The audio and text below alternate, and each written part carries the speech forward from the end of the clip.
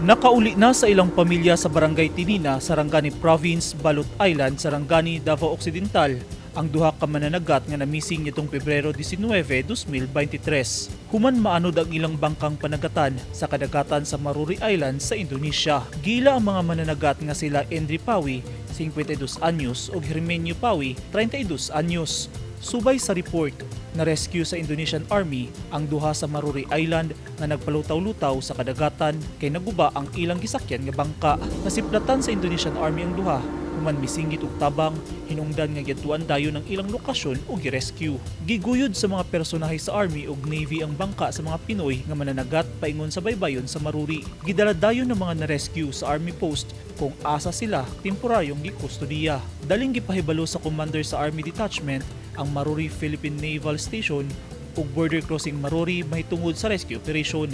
Nakikalayon sab sila sa Bureau of Immigration Satellite Office sa Balot Island.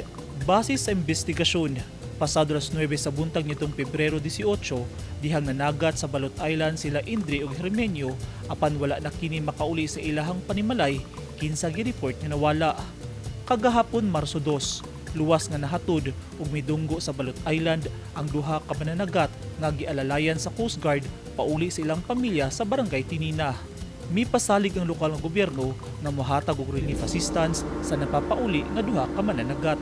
Busa nagpadayag sa ilang pagpasalamat ang pamilya sa mga na-rescue nga mananagat ngadto sa mga personahe sa Army ug Navy sa Indonesia nga mo'y mitabang aron masalbar ang kinabuhi sa duha ug aron makabalik kini sa ilang panimalay. Gipasalamatan sab sa pamilya ang Philippine Navy nga naka-station sa Maruri, Bureau of Immigration, lokal nga gobyerno ug Philippine Coast Guard.